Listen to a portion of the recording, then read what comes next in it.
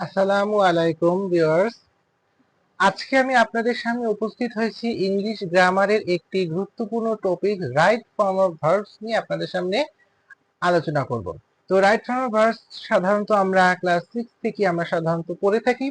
তো আজকে আমি ওভাবে ডিটেইলসে বোঝাবো না, এবং আমি আজকে গুরুত্বপূর্ণ কিছু কিছু টপিকস নিয়ে রাইট ফর্ম অফ গুরুত্বপূর্ণ কিছু রুলস নিয়ে আমি আজকে আপনাদের সামনে আলোচনা করব ইনশাআল্লাহ। তো প্রথমে যেটা আমরা নিয়ে আলোচনা করতে যাই সেটি হচ্ছে আমাদের যদি সিন্স থাকে, সিন্স বা অ্যাজ ইফ অ্যাজ দো থাকে, তাহলে সেক্ষেত্রে কি রুলস হবে এটা আমরা সবাই জানি, কিন্তু অনেক সময় আমরা এটা ভুল করে ফেলি। সিন্স, অ্যাজ দো এবং অ্যাজ ইফ যদি থাকে তাহলে সেক্ষেত্রে রুলসটা কি হবে? মনে রাখতে হবে এক্ষেত্রে রুলসটা হচ্ছে প্রথমে যদি আমার প্রেজেন্ট ইনডিফিনিট অথবা প্রেজেন্ট পারফেক্ট থাকে তাহলে পরেরটা পাস্ট ইনডিফিনিট হয়ে যাবে। প্রথমটা যদি আমার পাস্ট পারফেক্ট থাকে, দুঃখিত, প্রথমটা যদি আমার পাস্ট ইনডিফিনিট থাকে তাহলে পরেরটি পাস্ট পারফেক্ট হয়ে যাবে।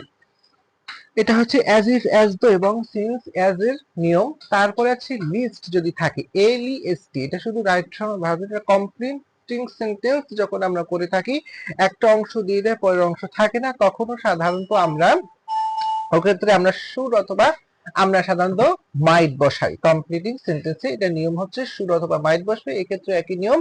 লিস্ট যুক্ত ক্লজে পরবর্তী ক্লজে অবশ্যই শুড অথবা মাইট বসবে।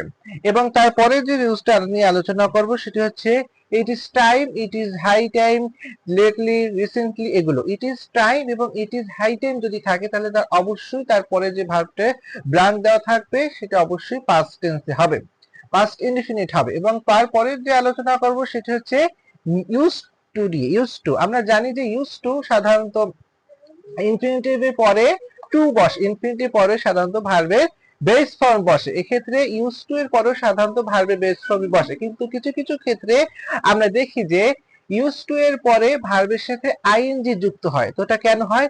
তো এক্ষেত্রে নিয়মটা হচ্ছে বি, বিকাম এবং গেট। বি নিজেও বসতে পারে অথবা বি এর পরিবর্তে বি ভার্ব গুলো যে আছে যেমন am, is, are, was, were, এগুলো যদি থাকে, এই বি অথবা am, is, are, was, were, become, get, এগুলো প্লাস ইউজ টু যদি থাকে তাহলে তো অবশ্যই তারপরে যে ভার্বটি বসবে সেটার সাথে একটি আইএনজি যুক্ত হবে। এগুলো কিন্তু বড় বড় পরীক্ষা এগুলো কিন্তু আসে।